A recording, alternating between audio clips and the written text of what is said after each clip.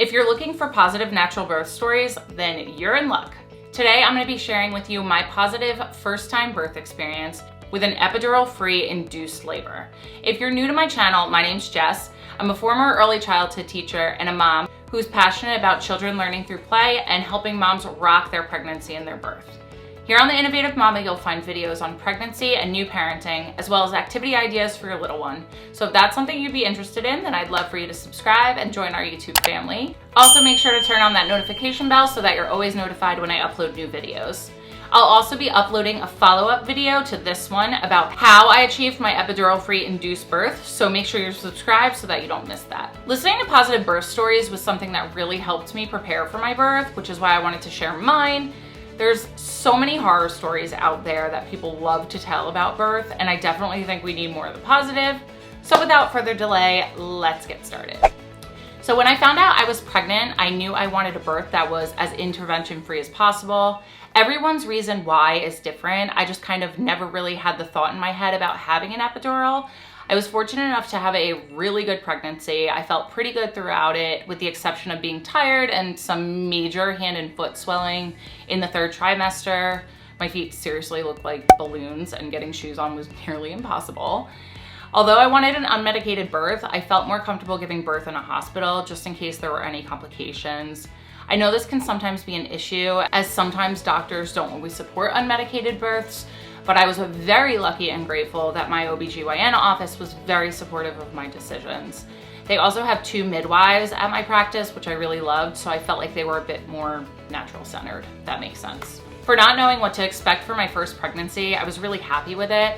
I went to the doctor around 37 weeks and got checked for the first time, and I was told I was 1 centimeter and 50% effaced. So if you're unsure of what that means, your cervix is the opening to your uterus. So when you prepare for birth, it starts to open up, also known as dilation, and it also thins out, which is called effacement. So you push when you're 10 centimeters dilated and 100% effaced. Now, I know you can walk around for weeks being dilated and effaced and still not go into labor, but I thought there was no way that'd be me. Wrong. Fast forward to 41 weeks, and there I am, still very pregnant with no further progress. I was scheduling an induction, and I was really so disappointed, and I thought to myself, there's no way I'll be able to still have an epidural-free birth. I had heard that induced labors were more difficult because there's a very little break in between contractions, and the contractions are usually more intense. But I quickly shooed that limiting belief from my head. I spent months preparing for an unmedicated birth, so the least I could do was attempt it.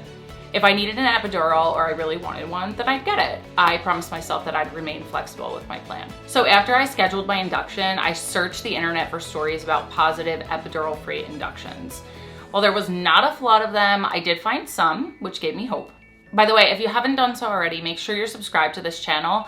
I'll be putting out a video very soon on what I did to prepare for my natural birth, so definitely make sure you're subscribed so you can check that out when it comes out. So just a little bit about induction. The medication that's usually associated with induction is called Pitocin, which is a synthetic form of the hormone oxytocin that your body makes naturally.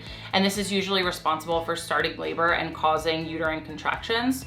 However, your cervix has to be ripened, they call it, in order to start the Pitocin. Otherwise, contractions will happen with no progress. So since my cervix wasn't ready, I needed to go into the hospital the night before starting Pitocin to have something called Cervidil administered, which is a cervical ripening agent that's inserted vaginally. So you stay in the hospital overnight and you're monitored as the medication is slowly released. So ideally this works to prep your cervix within 12 hours, but sometimes this process has to be repeated or other ripening attempts have to be made. So I was so scared that the induction process would take days for me, as I heard it could. So this was like a big fear of mine. So I went in at 7 p.m. on October 27th. I was checked at 7:40 p.m. and I was still only 1 centimeter and 50% effaced, which is where I had been for the last month. The doctor then put the Cervidil in, at which point I had to stay in bed, only to go to the bathroom every once in a while. I was scheduled to start on Pitocin the next morning around 8 a.m. as long as the Cervidil worked. So within the next hour, I started to get some slight cramping, which I heard is normal. My husband and I were just hanging out watching The Office, and I started to feel this trickling down my leg every time I kind of shifted in bed. So I called the nurse in. This was around 8:40, and she said that it seemed that my water had broken. At this point, I knew I wasn't leaving the hospital without a baby, so this like kind of is where it got real for me. I was like, wow. The one thing I really hated about being induced was being hooked up to all of the machines. They had a fetal monitor on me constantly and an automatic blood pressure cuff that went off every 20 minutes. I didn't think I would have any trouble sleeping, but boy was I wrong. I was offered a sleep aid by the doctor, but I actually didn't take it because I didn't think I would need it.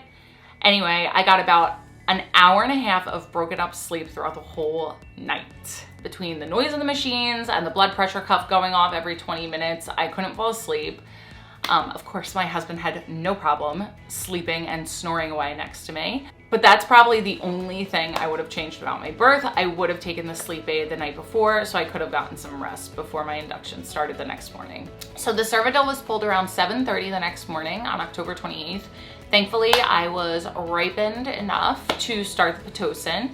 So they started me off on the lowest dose and bumped it up very slowly. At this point, I was feeling great. I was kind of just hanging out. My mom got to the hospital that morning. I had her and my husband Mike in the delivery room with me, and the nurses kept coming in to check on me, saying I was having consistent contractions, but I couldn't feel them, so that was fine with me. I started to get lower, stronger cramping. It didn't really feel like contractions. This was around probably like 10:45 in the morning, which continued to get a little stronger over the next 2 hours. Then around 12:30, 1 o'clock, the doctor came in to check on me. I was still only about 3 centimeters, but when the doctor checked me, she had discovered that not all of my water had broken. So apparently there are 2 layers to the amniotic sac, so only one of mine had broken the night before. The doctor then broke the other bag of water manually, and this is where things started to get intense. My pain went from about a 3 to an 8 almost instantly after my water was broken. My contractions picked up, and I was really trying to focus on my breathing and all the methods that I had learned to help prepare for labor. At around 3 p.m., so this was about after 2 hours, I was completely exhausted. I started to cry to my mom and my husband that I couldn't go on like this for hours. I just wanted to sleep. I made a rule with my mom and my husband prior to my labor that I had to ask for an epidural 3 times, spaced out over a good amount of time, before they told the nurses that I wanted one. So I'm talking like over like an hour or so, or at least like a half hour. Like I couldn't say like, I want an epidural, I want an epidural, I want an epidural in like 5 minutes. So at around 3 p.m., I was begging them to ask. I asked 3 times in 5 minutes, just like I said I didn't want to.